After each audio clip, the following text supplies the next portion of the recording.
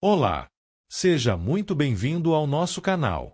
Aqui você encontra reflexões poderosas e acessíveis sobre as Escrituras, explorando cada capítulo da Bíblia com atenção e clareza. É uma alegria ter você conosco nessa jornada de aprendizado e crescimento espiritual. Se este conteúdo te edificam, inscreva-se agora no canal e ative o sininho para não perder nossos próximos vídeos. E mais, compartilhe este vídeo com seus amigos e familiares para que juntos possamos espalhar a palavra de Deus e inspirar vidas ao redor do mundo. Prepare-se para mergulhar nesse relato impactante que nos confronta com a fragilidade da natureza humana e a justiça divina.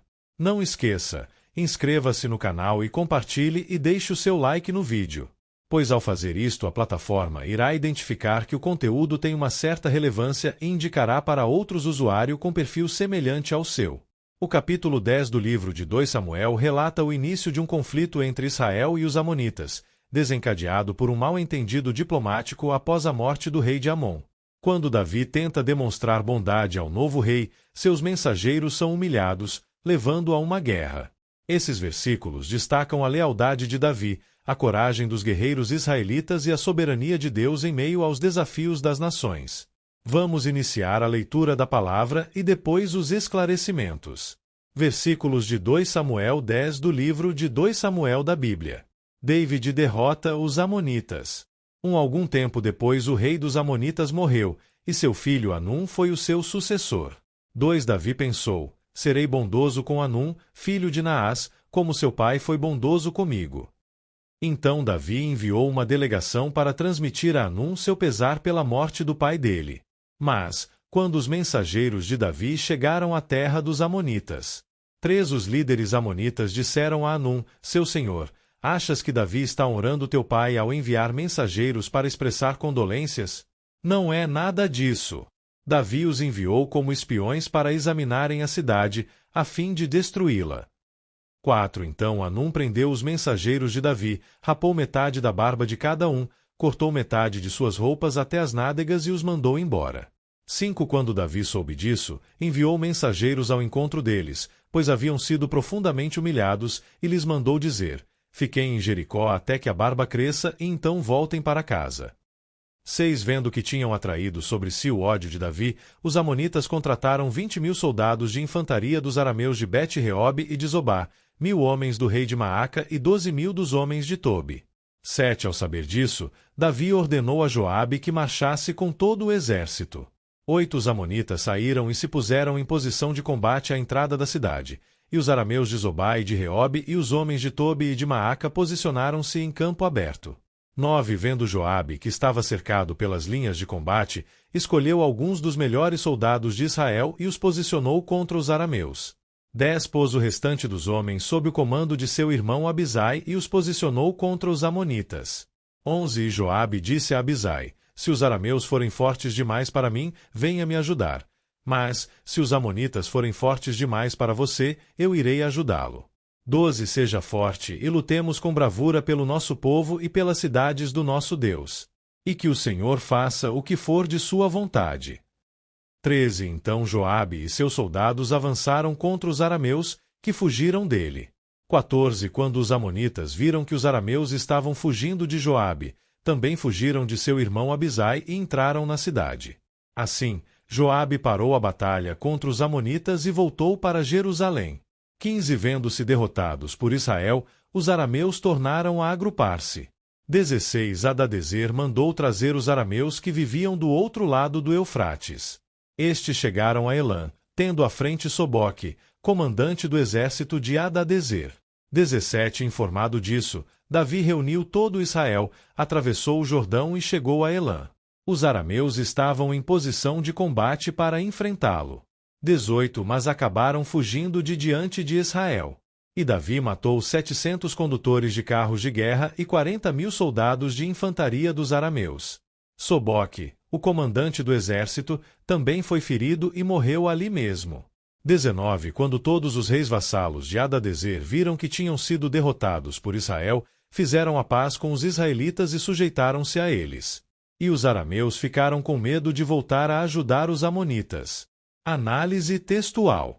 Esse trecho de 2 Samuel 10 narra um episódio político e militar envolvendo Davi, os amonitas e os arameus, e traz várias lições importantes tanto no contexto histórico quanto espiritual. Abaixo está a explicação dividida em partes principais, com destaque para o significado de cada momento. Primeiro, o gesto de bondade mal interpretado, versículos 1-5. Contexto: Davi deseja mostrar bondade ao novo rei Hanum, filho de Naás, ex-rei dos Amonitas, em respeito ao bom relacionamento que teve com seu pai. Problema: os conselheiros de Hanum são suspeitos e paranoicos. Eles veem a delegação de Davi como uma tentativa de espionagem. Ofensa: Hanum humilha publicamente os mensageiros, cortando suas roupas até as nádegas e raspando metade da barba. Um gesto altamente desonroso na cultura hebraica e do Oriente Médio da época. Significado: a boa intenção de Davi é rejeitada e desonrada, o que mostra como a desconfiança pode transformar paz em conflito. Também revela como a honra e o respeito eram valores fundamentais naquele tempo. Segundo, a escalada do conflito e o apoio dos arameus, versículos 6-8. Os amonitas percebem que provocaram a ira de Davi e tentam se preparar militarmente, contratando mercenários arameus para ajudá-los. Aqui vemos que a arrogância e o erro inicial levam a uma escalada desnecessária. Em vez de reconhecer o erro, eles se preparam para a guerra. Significado espiritual: quando o orgulho não dá lugar ao arrependimento, o conflito cresce e causa mais dor. O coração endurecido escolhe a guerra em vez da reconciliação. Terceiro, a estratégia e coragem dos israelitas, versículos 9-14. Joabe, comandante de Davi, divide o exército. Ele enfrenta os arameus e seu irmão Abisai enfrenta os amonitas. Versículo-chave: seja forte e lutemos com bravura pelo nosso povo e pelas cidades do nosso Deus. E que o Senhor faça o que for de sua vontade. Versículo 12. Significado espiritual: Joabe mostra fé e coragem. Ele reconhece a soberania de Deus mesmo em meio à batalha. Isso é um exemplo de ação com confiança na providência divina. Fazemos nossa parte com coragem, mas o resultado está nas mãos de Deus. Quarto, a derrota dos inimigos e a resposta de Davi, versículos 15-19. Após serem derrotados, os arameus tentam novamente, desta vez com reforços do outro lado do Eufrates. Davi lidera pessoalmente a resposta e obtém uma vitória esmagadora, matando milhares de soldados e ferindo o comandante inimigo. Depois dessa derrota, os arameus desistem de apoiar os amonitas e fazem paz com Israel. Significado espiritual: Deus exalta os justos e derruba os que se opõem ao seu povo. Aqueles que desafiam a vontade divina acabam vencidos, não apenas militarmente, mas moralmente e espiritualmente. Lições espirituais e práticas desse capítulo. Primeira, nem toda boa intenção será bem recebida, mas isso não deve nos impedir de sermos bondosos. Segunda, más companhias e conselhos errados, como os conselheiros de Hanum, podem destruir relacionamentos e causar guerras. Terceira, Deus honra os que agem com coragem, fé e integridade, como Joabe e Davi. Quarta, orgulho e teimosia afastam a reconciliação e atraem destruição. A falta de humildade dos amonitas custou caro. Quinta, vitórias verdadeiras vêm quando confiamos em Deus e seguimos a direção dele, mesmo em momentos de luta. Estudo devocional: quando a bondade é rejeitada, Deus ainda reina. Primeiro, leitura do texto.